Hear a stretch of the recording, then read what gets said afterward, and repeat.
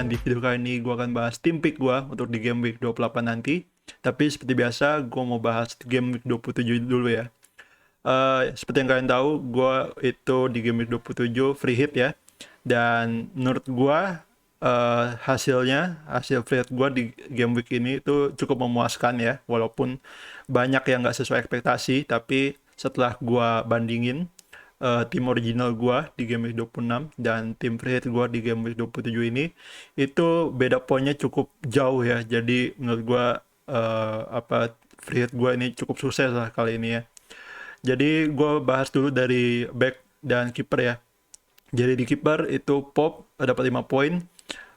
Ya gue cukup kecewa karena Pop itu nggak bisa clean sheet ya, minimal sekali aja, karena ekspektasi gue tuh dia bisa clean sheet minimal sekali gitu ya.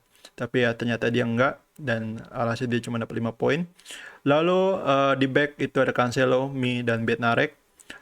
Cancelo dapat 9 poin, dan ini pun menjadi salah satu penyelamat gue di minggu ini. Karena gue nggak bisa bayangin kalau gue di minggu 27 ini, di game week 27 ini, itu kalau gue nggak punya dia ya. Jadi Cancelo dengan 9 poin itu cukup jadi penyelamat jadi buat gue gitu ya. Lalu Mi di sini yang double game week, dia sayangnya dia gagal clean sheet di 2 pertandingan, plus dia cedera di babak pertama di game kedua ya. Jadi ini cukup mengecewakan memang si Mi ya, karena ekspektasi gue dia bisa cetak gol dari heading ya, dan ternyata dia nggak bisa melakukan itu. Jadi ya gue harus rela dengan investasi bodong bernama Burnley kali ini. Lalu back selanjutnya itu Bednarek.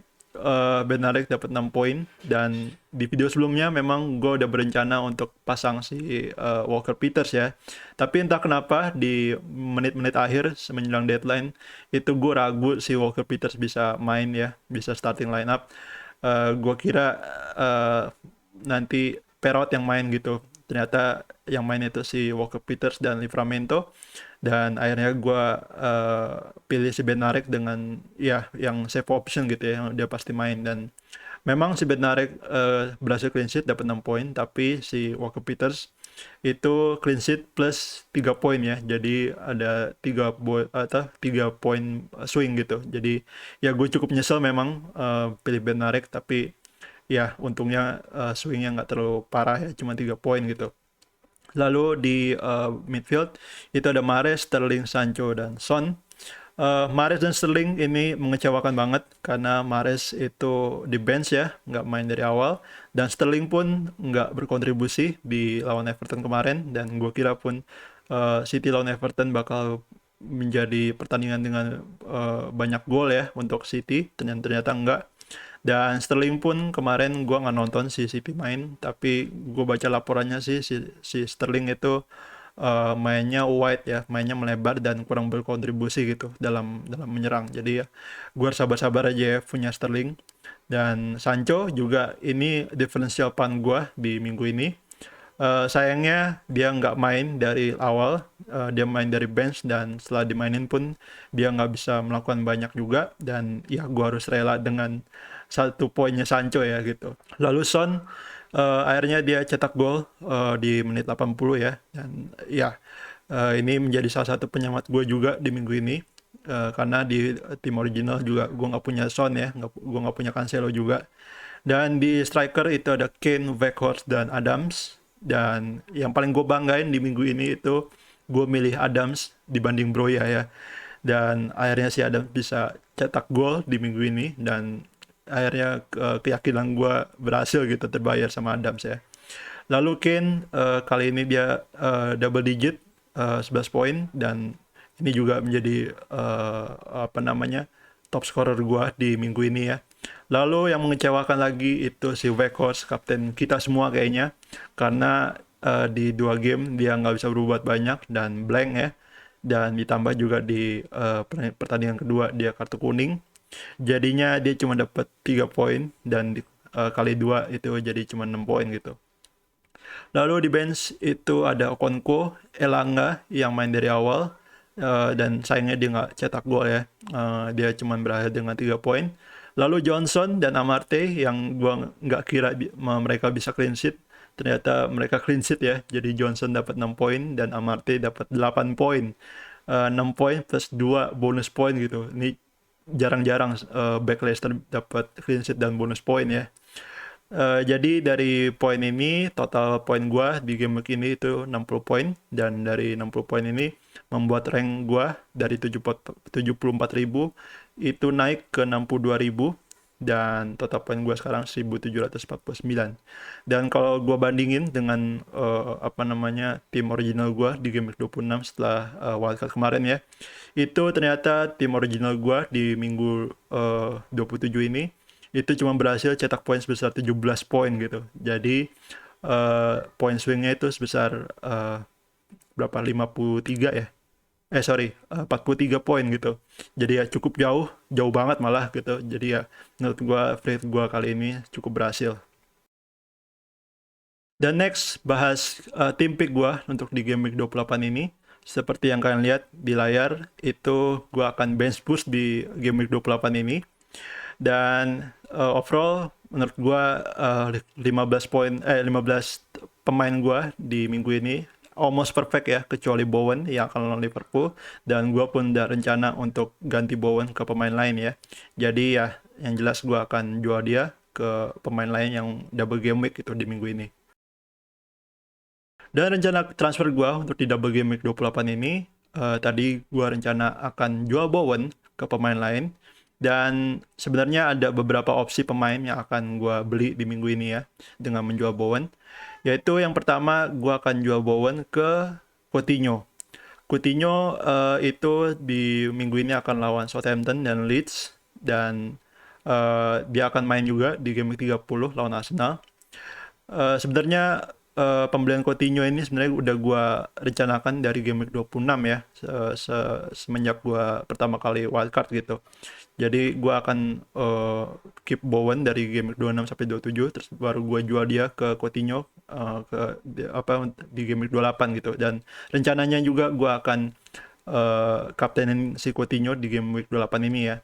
Tapi setelah gue melihat performanya Villa dan performanya Coutinho juga dari game week 26 sampai game week 27, gue jadi agak ragu ya untuk beli Coutinho di minggu ini, karena Coutinho itu udah nggak banyak gol ya, maksudnya dari game week 24 kalau nggak salah dia terakhir cetak gol, dan semenjak itu dia nggak cetak gol lagi, dan permainannya pun si Villa kurang memuaskan, dan Coutinho juga kurang berkontribusi lah menurut gue terhadap penyerangan tim ya.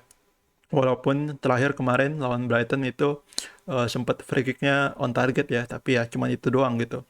Jadi gue agak ragu untuk beli Coutinho di minggu ini.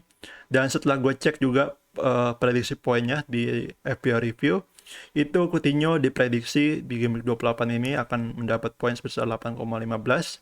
Tapi di game week 29 dan 30 itu si Coutinho kan akan lawan West Ham dan Arsenal ya di game week 30. Itu di game week 29 dia akan dapat 3,32 poin diprediksi ya. Lalu di game week 30 diprediksi dia akan dapat poin sebesar 3,50 gitu. Jadi ini agak agak minus poin buat gue kalau gue mau beli Coutinho di minggu ini, karena pastinya gue pengen mainin Coutinho di minggu ini, terus di game week 29 dan di game week 30 juga gitu. Jadi kemungkinan kalau misalkan gue beli Coutinho di minggu ini, gue akan mainin dia di game week 28, terus di game week 29 kemungkinan juga gue akan bench dia gitu ya, gue akan cadangin dia. Terus di game week 30 pastinya gue akan mainin dia, tapi gue sendiri pun gue nggak yakin ya si Coutinho bisa berbuat banyak lawan Arsenal gitu. Jadi ya menurut gue mungkin aja si Coutinho nggak jadi gue beli di minggu ini ya.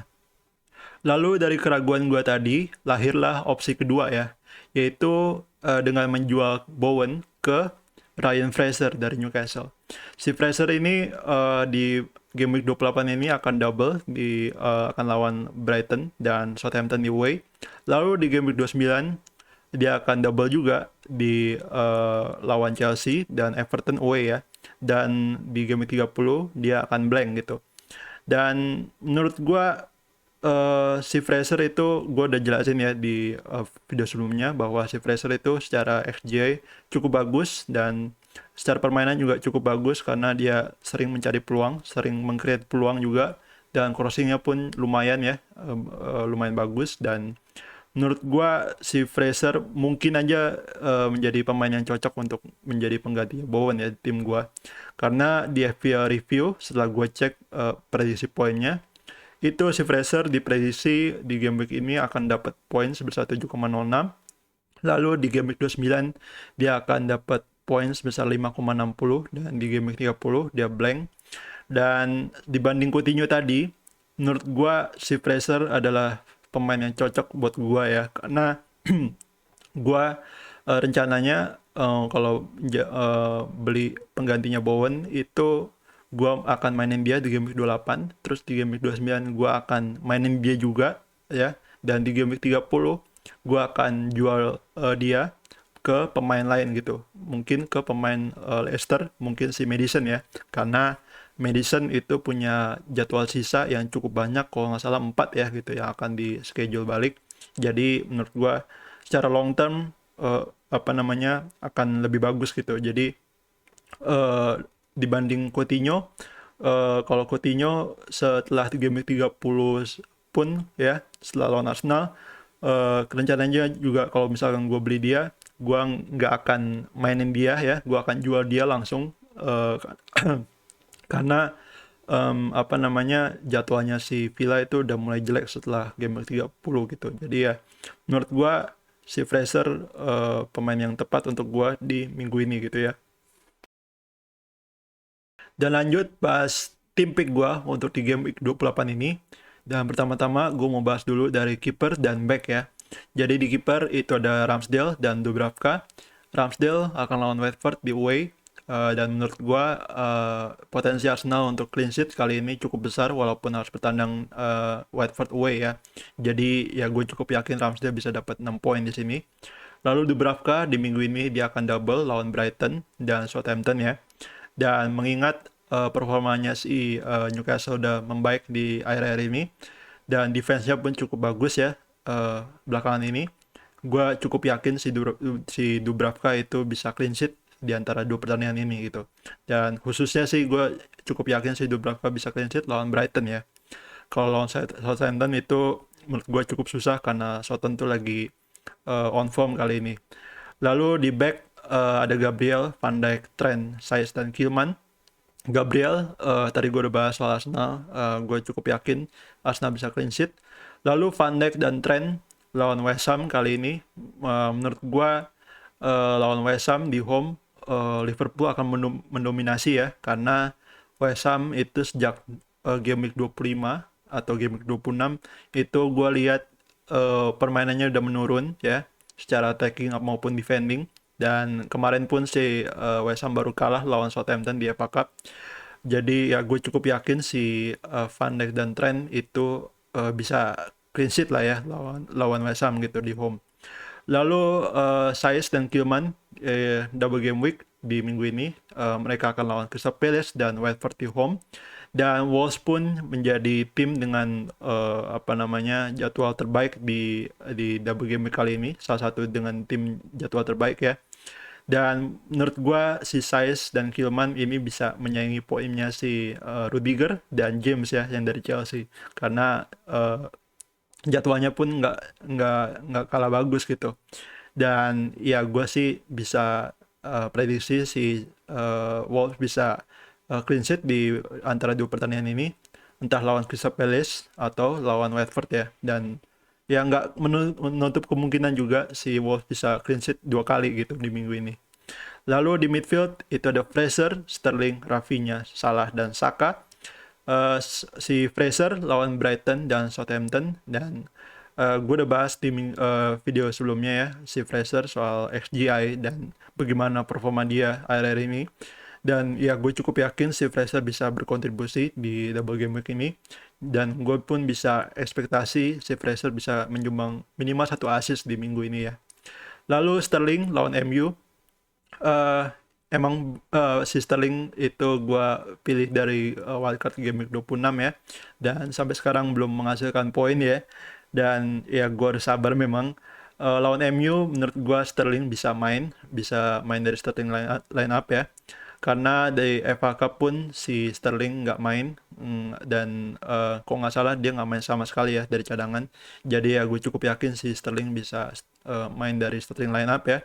Dan lawan MU, menurut gua si Sterling bisa aja berkontribusi untuk mencetak gol gitu. Dan next itu Rafinha, double game week kali ini lawan Leicester dan Villa. Ini juga si Leeds kali ini dapat double game week yang bagus ya jadwalnya. Dan gue pun bisa yakin si Rafinha itu bisa attack return. Dan mungkin aja si Leeds itu bisa bounce back ya, karena dengan manajer barunya gitu di bawah Jesse Marsch, mungkin si Leeds bisa membaik performanya secara attacking maupun defending gitu. Dan ya overall gue cukup yakin si Rafinha bisa attacking return minimal satu kali ya di antara dua game ini, entah lawan Leicester ataupun lawan Villa gitu. Lalu Salah di sini lawan West Ham, dan kemungkinan ini bakal menjadi kapten gue ya, karena gue cukup bingung untuk kapten siapa di minggu ini, dan gue sih melihat Salah menjadi pilihan safe ya, karena si Salah itu sepanjang karirnya itu udah sering bobol gawangnya West Ham, dan ya si West Ham itu memang menjadi salah satu makanan favoritnya Salah gitu ya, untuk mencetak gol ya. Jadi gue sih bisa expect si Salah bisa minimal satu gol di sini. Jadi ya kemungkinan gue kapten Salah ya di minggu ini. Lalu Saka lawan Watford, menurut gue memang si Arsenal kemungkinan akan kesulitan ya lawan Watford, karena Watford tuh mainnya cenderung bertahan, tapi bukan nggak mungkin si Arsenal bisa menang. Dan gue harap aja sih Saka bisa berkontribusi dalam mencetak gol di sini ya. Lalu di striker itu ada trio perfect kali ini ya, yaitu ada Adams, Jimenez, dan Broja. Dan Adams dan Broja akan lawan Villa dan Newcastle, dan gua sih bisa expect mereka bisa menyumbang masing-masing satu gol di tiap pertandingan ya. Mungkin lawan Villa Adams yang golin, lalu di lawan Newcastle mungkin Broja yang golin gitu, karena si Southampton ini attackingnya lagi on form banget. Dan ya gue sih berharap di minggu ini itu dari dua pemain ini ya, yaitu dari Adams dan Broja gitu. Dan striker selanjutnya itu Jimenez yang akan lawan Crystal Palace dan Watford ya. Memang si Jimenez kemarin baru diistirahatin ya di bench di game week 27, tapi gue cukup yakin kali ini si Jimenez bisa main dari awal ya, dan bisa start di dua pertandingan ini lawan Crystal Palace dan Watford. Dan gue harap aja sih dia bisa menyumbang gol minimal satu ya di minggu ini. Lalu lanjut ke tiga opsi kapten untuk di double game week 28 ini. Kali ini gue nggak bilang terbaik ya, karena gue pun bingung mau kapten siapa, dan nggak ada, menurut gue nggak ada kapten yang terbaik untuk di double game week ini. Jadi ya mungkin ini tiga opsi kapten yang bisa gue rekomendasiin ya, yaitu yang pertama yang safe menurut gue itu si Rudiger ya. Rudiger akan lawan Burnley dan Norwich away, dan walaupun di away si Chelsea menurut gue potensi untuk clean sheet-nya ini cukup besar ya. Dan gue pun cukup pede si Chelsea bisa clean sheet di dua pertandingan ini, dan menurut gue Kapten Rudiger itu cukup safe, karena minimal 12 poin udah di tangan ya, jadi 24 poin kalau di kapten gitu. Jadi ya mungkin aja kalau kalian yang demen main safe gitu ya, bisa Kapten Rudiger gitu. Lalu yang kedua itu Rafinha. Kali ini dia akan lawan Leicester dan Villa. Dan ya Rafinha menurut gua pilihan yang cukup bagus, walaupun agak gambling ya, karena Leeds memang performanya lagi nggak menentu karena baru pecat pelatih, dan kita pun nggak tahu juga di bawah Jesse Marsch si Leeds itu performanya bakal gimana. Tapi yang jelas Rafinha itu pasti akan menjadi talismannya si Leeds dan pastinya akan main. Dan menurut gua Rafinha itu akan berkontribusi di sini, dan kita pun udah tahu lah ya di musim ini sejelek-jeleknya Leeds si Rafinha tetap bisa berkontribusi gitu. Jadi ya gue cukup yakin si Rafinha bisa attacking return di sini ya. Lalu yang ketiga itu salah pemain single game week kali ini, tapi menurut gua menjadi pemain dengan pilihan kapten safe juga ya, karena menurut gua si Salah untuk cetak gol di lawan West Ham itu cukup besar ya peluangnya. Jadi ya menurut gua Salah tetap menjadi kapten yang bagus ya untuk di game week ini walaupun single game week. Dan Salah pun diproyeksikan poinnya di minggu ini itu sebesar 7,1 poin gitu. Jadi bedanya sama pemain yang double game week, misalkan Rafinha itu 8,5, jadi yang nggak terlalu jauh ya bedanya gitu. Jadi menurut gua untuk kapten Salah itu pilihan yang cukup aman lah gitu. Oke guys, mungkin segitu aja video gua kali ini. Kalau kalian suka video ini, jangan lupa like, share, subscribe seperti biasa, dan jangan lupa juga komen di bawah kalau kalian punya pertanyaan seputar EPL, dan komen juga kapten kalian siapa di minggu ini ya, karena di minggu ini itu bakal banyak variasi kapten, dan gue pengen tahu kalian kapten siapa di minggu ini gitu. Gue Phil Jones now, and I see you on the next video. Bye.